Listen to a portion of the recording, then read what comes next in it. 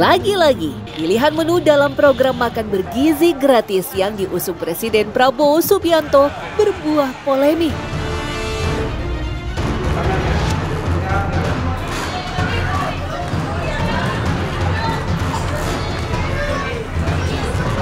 Kali ini soal usulan Kementerian Kelautan dan Perikanan atau KKP untuk menggunakan ikan kaleng sebagai menu pendamping. Namun, usulan ikan kaleng ini malah menimbulkan kontroversi. Pasalnya, nutrisi ikan olahan dalam kemasan kaleng dianggap masyarakat lebih rendah dibandingkan ikan segar. Terlebih, Indonesia memiliki potensi sumber daya ikan segar yang melimpah. Lantas, bagaimana menu ikan kaleng jika dilihat dari nilai gizinya? Pro kontra soal ikan kaleng sebagai salah satu menu program makanan bergizi masih bergulir. Produk ikan yang diolah melalui proses pengawetan dinilai jadi solusi masalah keterbatasan wilayah. Lantaran tidak semua daerah bisa mengakses ikan segar.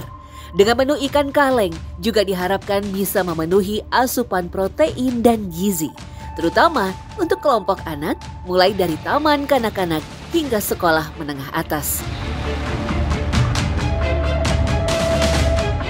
Makanan kaleng diproduksi dengan 3 cara agar bisa awet dan tahan lama. 3 langkah utama dimulai dari pemrosesan, penyegelan, hingga pemanasan. Memang, makanan dalam kemasan kaleng punya keuntungan lebih tahan lama dan tahan banting. Namun kelemahannya, jika kemasan berkarat, korosi, lalu kontak dengan makanan, waduh, bisa berbahaya.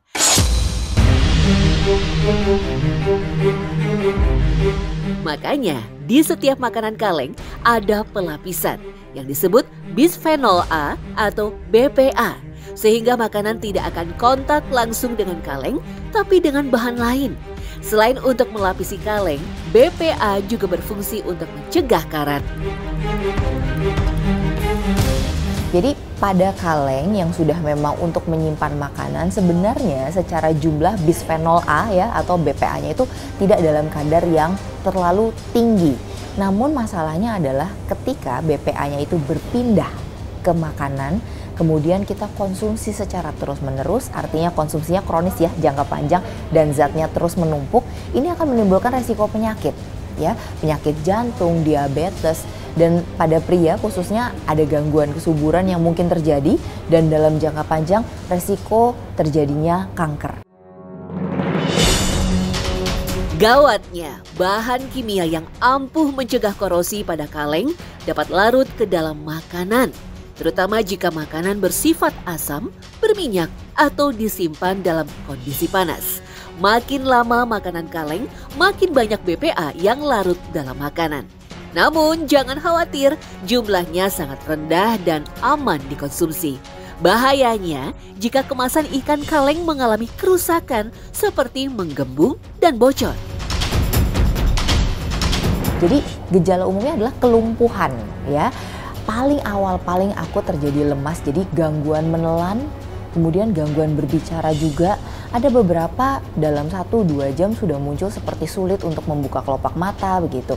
Nah, kadang ada yang reaksinya juga delay, jadi munculnya baru keesokan harinya begitu ya. Nah, yang paling fatal adalah kalau terjadi kelumpuhan pada otot pernafasan. Nah, ini dapat secara fatal menyebabkan kematian. Sebenarnya, berdasarkan nilai gizi, ikan kaleng memiliki kandungan protein yang sama dengan ikan segar. Misalnya saja, ikan sarden atau tuna kaleng. Kandungan proteinnya 20 hingga 25 gram per 100 gram. Ya, mirip dengan ikan segar. Perbedaannya terdapat pada nutrisi dan omega 3 yang menurun di ikan kaleng. Selain itu, kandungan vitaminnya juga tidak terlalu lengkap dibandingkan ikan segar. Proses pemanasanlah yang menyebabkan kandungan nutrisi pada ikan kaleng berkurang. Sementara kandungan natrium pada ikan kaleng lebih tinggi karena penambahan sodium berupa garam selama pengalengan. Nah, jika mengonsumsi terus-menerus bisa berbahaya. Resikonya nggak main-main, hipertensi, darah tinggi, hingga obesitas. Kalau misalnya kita mau lebih teliti lagi, di kemasan ikan kalengan atau daging kalengan selalu tercantum sodiumnya berapa miligram. Nah, sebenarnya maksimal itu hanya 1.500. Nah, pemirsa boleh sambil ngecek juga tuh makanan kalengannya yang dimakan dalam satu kaleng sudah berapa tingkat sodiumnya.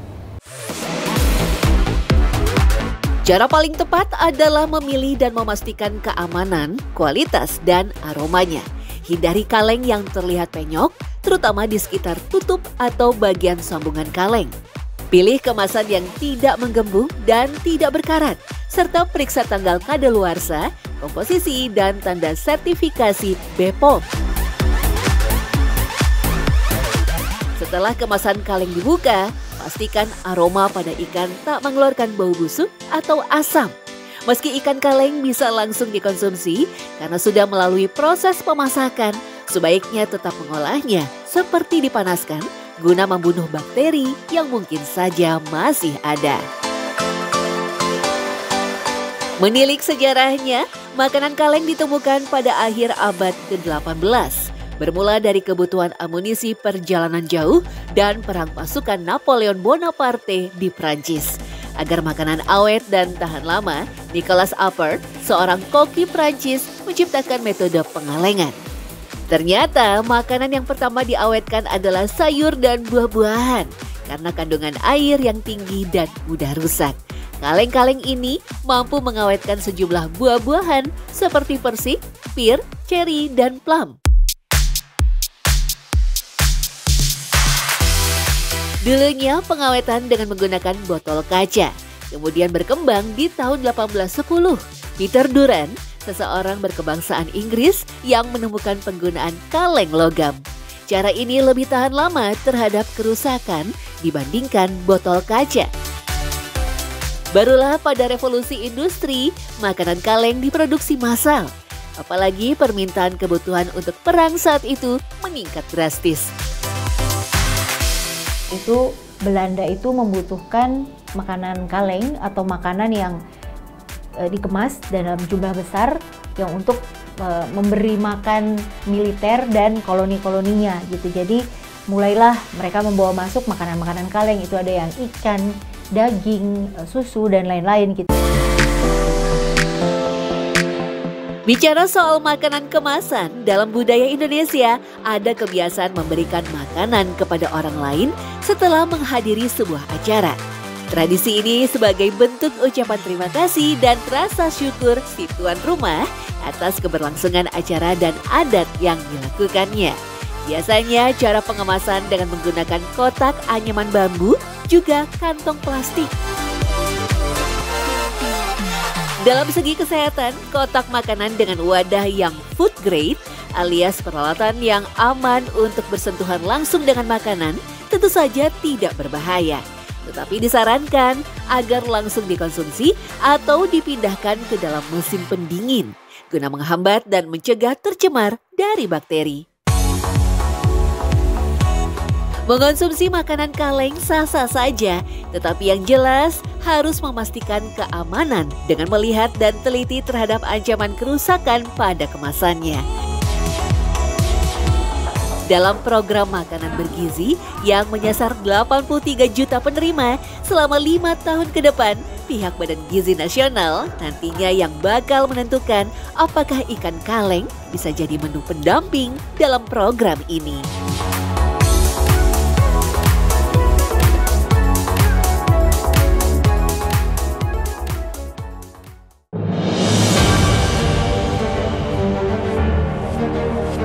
Jam tangan mewah tak lepas dari penampilan orang-orang yang suka barang mahal, dari pejabat hingga selebritis.